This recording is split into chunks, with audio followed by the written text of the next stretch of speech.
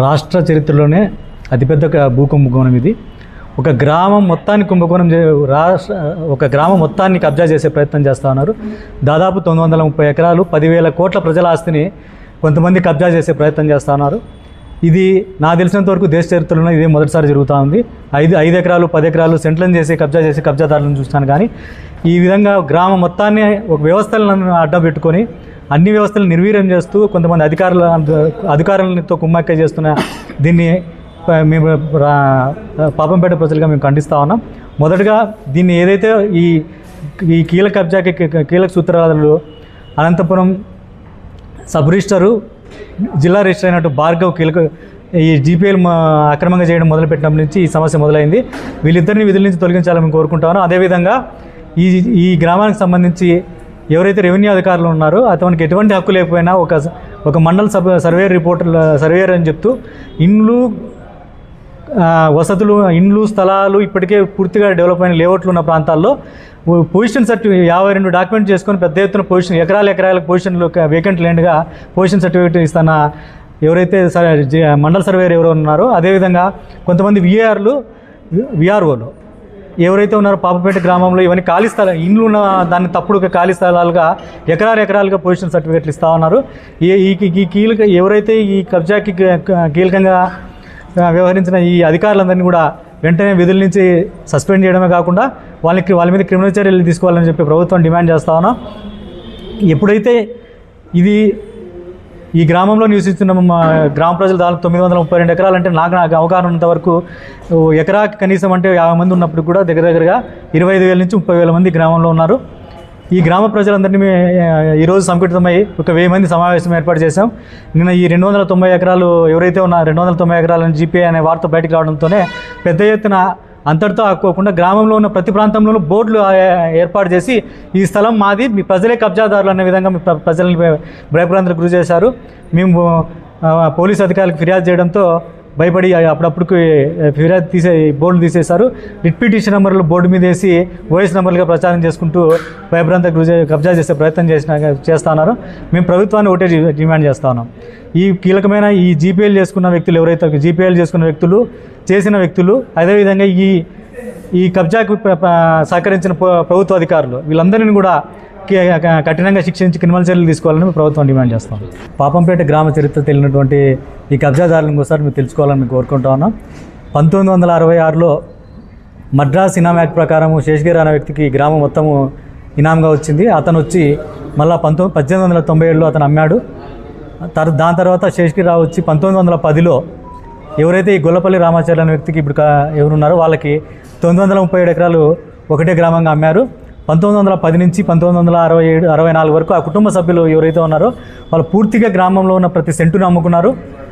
1967లో ఎప్పుడైతే 1964లో అనంతపురం ఇనాం యాక్ట్ రద్దయి రైతువారి పట్టాగా ఇప్పుడు కన్వర్ట్ అయిందో ఆ రోజు గ్రామంలో ఉన్న ప్రతి ఒక్కరూ ఎవరైతే కొన్నారో హక్కుదారులు ఉన్నారో రైతాంగం చేసుకుంటే ప్రతి ఒక్కరు కూడా రైతువారి పట్టాలు పొందినారు. ఆ పొందిన వారిని ఇప్పుడు వాళ్ళు ఎవరైతే రైతువారి పట్టాలు పొందినవారో వాళ్ళ ద్వారా కొన్న వ్యక్తులు లేఅవుట్లు, మౌలిక వసతులు, రోడ్లు అన్నీ ఏర్పాటు చేసుకొని ఈరోజు ప్రజల జీవనం సాగిస్తూ ఉన్నారు. ఎవరైతే ఈరోజు కబ్జా చేయాలని ప్రయత్నం చేస్తున్న వ్యక్తులు ఎవరున్నారో వాళ్ళ తాతలు ముత్తాతలు గతంలో పూర్తిగా వాళ్ళ హక్కులు వదులుకున్నారు. మీకు హక్కులు ఉండింటే 1967-75 ప్రాంతంలో మీరు రైతువారి పట్టాలు తెచ్చుకునేవాళ్ళు. ఎక్కడా కానీ వారికి కానీ వాటి కుటుంబ సభ్యులు కానీ ఎక్కడ వారికి ఒక సెంటు కానీ రైతువారి పట్టాలు కానీ వాళ్ళ కుటుంబ సభ్యులు కానీ ఎటువంటి హక్కులు లేవు.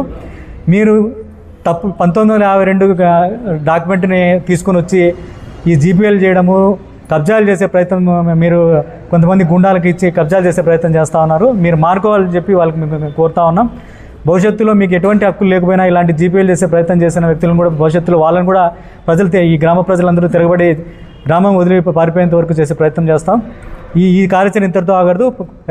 మొదటగా మేము అనుకున్న ప్రకారము సబ్ రిజిస్టర్ ఆఫీస్ని, అదేవిధంగా ఎంఆర్ఓ ఆఫీస్ని, కలెక్టర్ ఆఫీస్ని కార్యాచరణ ఒకటి తర్వాత ఒకటి పూర్తిగా ప్రజలకు రక్షణ కల్పించేంత వరకు చివరి ఈ కబ్జాదారులు వాళ్ళ ప్రయత్నాలు వదులుకునేంత వరకు కూడా మేము ప్రజలకు రక్షణగా ఉంటామని మేము ప్రజలకు తెలియజేస్తాము.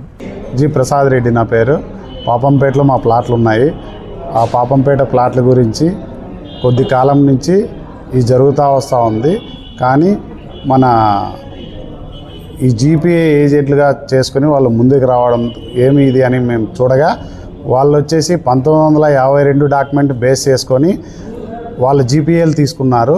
ఆ జీపీఏలు మనకు నెల్లూరు సెటిల్మెంట్ ఇచ్చిన భూమిని జీపీఏలు ఏ విధంగా చేస్తారు, సబ్ రిజిస్టర్ గారు కానీ డిఆర్ గారు కానీ అదే మా నెక్స్ట్ కార్యాచరణ మేము దానిపైనే ఉంటాము. సో పాపంపేట భూముల గురించి ఈ జీపీఏలన్నీ రద్దు చేసి మా ప్లాట్లు కానీ మా ఇల్లు కానీ మాకు స్వాధీనం చేయాల్సిందిగా మేము కోరుకుంటున్నాం. మా ప్లాట్లు మేము తొందరగా ఇప్పుడు తీసుకున్నాం. మేము కొన్న వాళ్ళు గత 70-80 సంవత్సరాల నుంచి అక్కడ ఇళ్ళు ఉన్నాయి. ఆ ఇళ్ళలో ఉన్న ప్రజలంతా భయభ్రాంతులకు గురైపోతూ ఉన్నారు. వాళ్ళు బోర్డులు పెట్టడము, ఇవే మీకు నోటీసులని అనౌన్స్ చేయడము, ఇది మరి వాళ్ళపై కలెక్టర్కు మేము అర్జీలు ఇచ్చిన తర్వాత మళ్ళీ మరుసటి రోజు పోయి మళ్ళీ వాళ్ళు ఇచ్చి మా భూమినే కబ్జా చేశారని రిట్ పిటిషన్ కూడా ఇచ్చారు కలెక్టర్ గారికి. మేము మొన్న సోమవారం గ్రీవెన్స్లో ఇచ్చిన దాదాపు 200 మందిగా పోయి ఒక గ్రీవెన్స్కి అర్జీ ఇచ్చాము. మరి ఆ గ్రీవెన్స్ అర్జీ ఏమైందో మాకు ఇంకా ఇంతవరకు తెలియలేదు. అది వచ్చిన తర్వాత మరి నెక్స్ట్ ఏం చేయాలనే ఆలోచన మేము చేస్తాము. మళ్ళీ అంటే మాకు రాజకీయం గురించి మాకు తెలియదు, కానీ వ్యక్తులైతే ఉన్నారు. మరి వారి వెనక ఎవరున్నారని మనకు తెలియదు.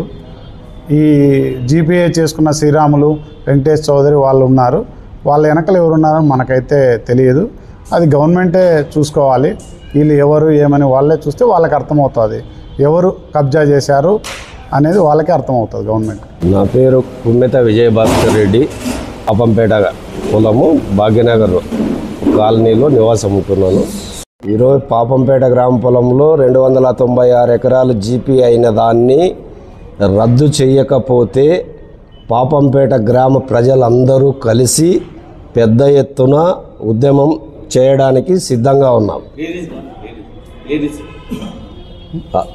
ఆడవాళ్ళు మగవాళ్ళు అందరూ కుటుంబ సభ్యులు, పాపంపేట గ్రామంలో ఉన్నటువంటి ప్రతి కుటుంబంలో ఉన్న ఆడవాళ్ళు మగవాళ్ళు వృద్ధులు అందరూ కలిసి మా ఆస్తులన్నీ ఇదే కబ్జాకు గురైపోతే మేమేం చూసుకుంటూ ఊరికనే ఉండము.